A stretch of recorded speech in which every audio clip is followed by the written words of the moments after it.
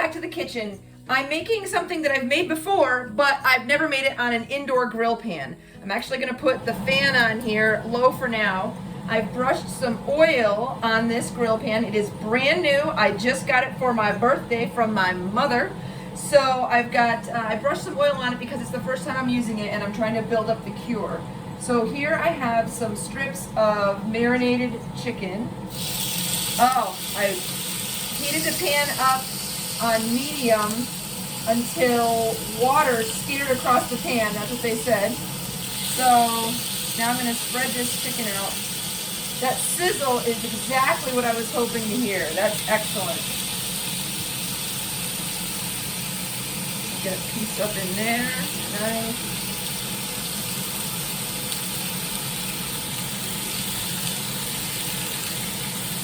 This is chicken breast that we cut up into big chunks.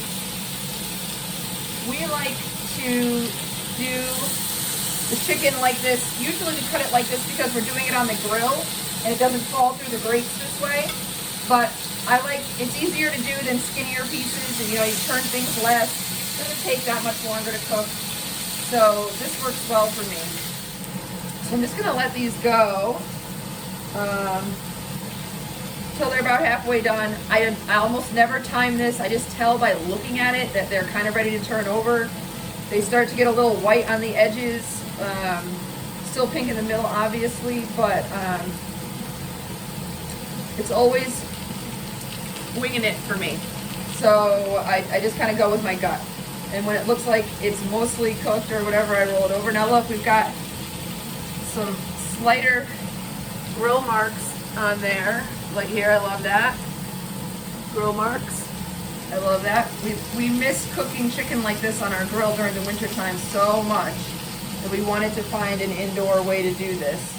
Now, I will say that I've got some beautiful grill marks on a few pieces of chicken here, but some other ones don't really seem to have any showing at all, which isn't the end of the world. Doesn't affect the flavor all that much. You get a little caramelization when you get those grill marks, which is nice. But I'm not worried about not having them. I'm wondering if I'd like to have the pan a little higher up, a little more higher heat when I put them on next time. It did have a good sizzle, and in fact the oil that I brushed on was starting to smoke just a touch before I put them on there, so I know it was really ripping. I didn't turn these up into a high heat. What I did was turn them into a medium and let them kind of heat up slower and longer. The cast iron will distribute the heat and hold on to it so that the surface temperature is really high without having to use as much electricity, which is a great feature for this. It will also stay warm, so I could serve right from this platter if I put got a mat like this. You can use a silicone mat, or you can use trivets like this, or traditional kind, but I went and got some mats like this that are really great for putting out hot dishes. They have some little grippies on one side so that they aren't going to slide around. Now I did use a metal fork to kind of pluck them out of the marinade to stick them in the pan, but we don't want to use metal utensils on this particular pan. It has a matte coating in here that will build up a cure as time goes on, but we don't want to be scratching that cure. So it's starting to be about the time that I might want to pull these off. And I got out my meat thermometer because I do want to be checking that for appropriate doneness. And I'm looking for, like 160, because they're gonna keep cooking a bit as we go. And I'm getting here 163, 162, 160, something like that. So I'm going to start pulling these off. I am going to serve them out of the pan, but my family likes them cut into skinnier strips before we put them into fajitas or tacos or whatever we're doing. So I'm going to cut those first. Okay, so now that I've got most of the chicken off the grill, I've got one piece, the last one that went on, the last big one, it's a little stubborn. I'm going to let it stay there. But the rest of this I cut into strips. And this happens to be the way that my family prefers their chicken to be cut. So just kind of long thin strips, and then I'm gonna stick it back on the pan over, this burner has been off as I've been taking chicken off. I haven't needed this other side, so I turned that one off. So now it's just the residual heat from the grill, and it's gonna keep that chicken warm. It's been resting here for a while, so it'll be ready to cut. It's gonna go in. We have tortillas, we have cilantro lime rice, we have corn, we have black beans, we have sauteed peppers and onions. Normally if I was on the grill, I would be doing those on the grill as well, but my grill surface is way bigger than this grill here, so I couldn't do them all at the same time. So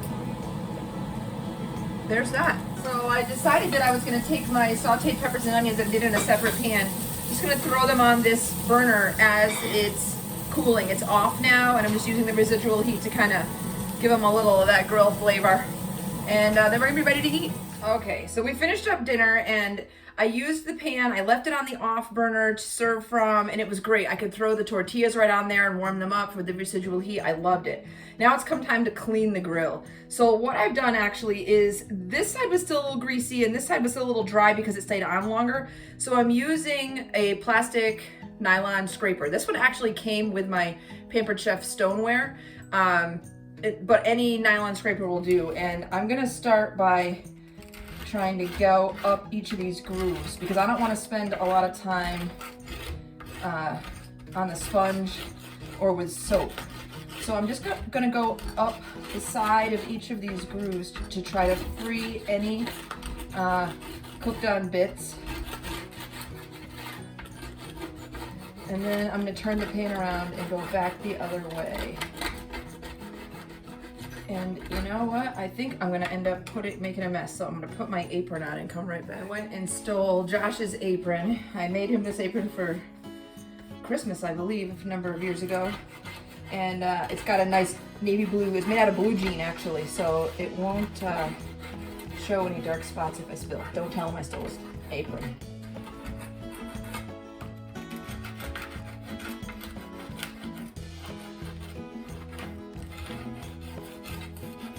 So things seem to be loosening up nicely as I go along the edges of this pan. I'm just going down the side here, down this side, there we go. Okay, I'm going to spin it around so I can go up the other end at the same angle.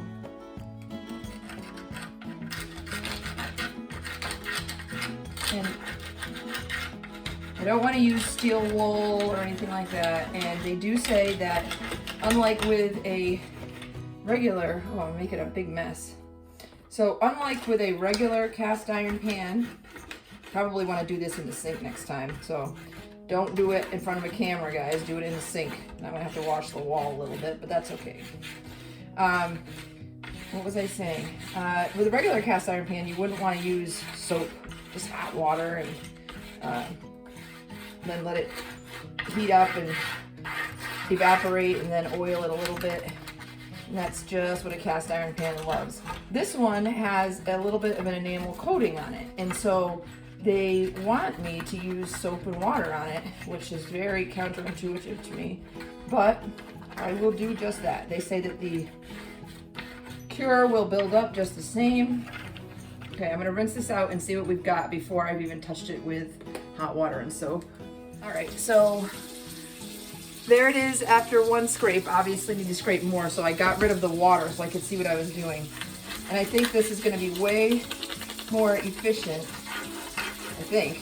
Maybe I'll do one half of the pan with the scraping and one half of the pan with just the sponge and see if one is easier than the other. Ooh, I'm a tester now, you guys. I'm doing this for you. I'm sacrificing so that you will know what to do.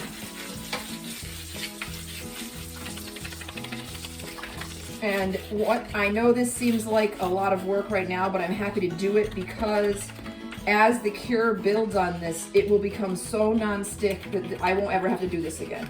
This is only because it's a new pan. Just like any new cast iron pan, you have to oil it and let that cure build up till it's fully seasoned. And then it's just beautiful non-stick after that. Okay guys, so I took this over to the sink with some hot water just to drop it on, and look at these new gloves that I found. And they have scrubbies right on them. They're amazing. And I literally just a little of this and with the soap and it came right off. So this is the stuff, this is the side that I did not scrape. It is not clean yet. And I wanted to show you how easy this was, what it looked like. Okay, so all I've got is a little bit of hot water in here. I've got my scrubby gloves, and I have a drop of Dawn. And so here I am with the scrubby gloves. It's coming right off, but I think I do feel a couple of little chunks that are just kind of baked on in there. I know I've got that piece there. So even though the scrubby gloves do take all that off, and my gosh, anybody that tells you that this was too hard to clean, it is insane and doesn't know what they're talking about. This came so easily clean.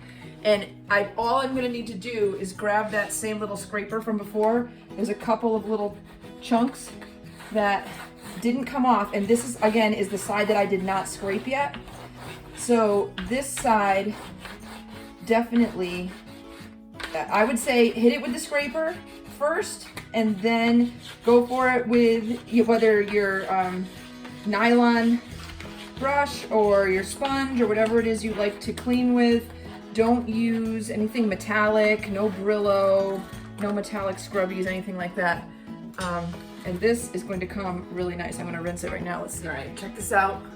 Beautiful, clean pan, ready to go, no problem, super easy to clean, and I totally recommend these gloves.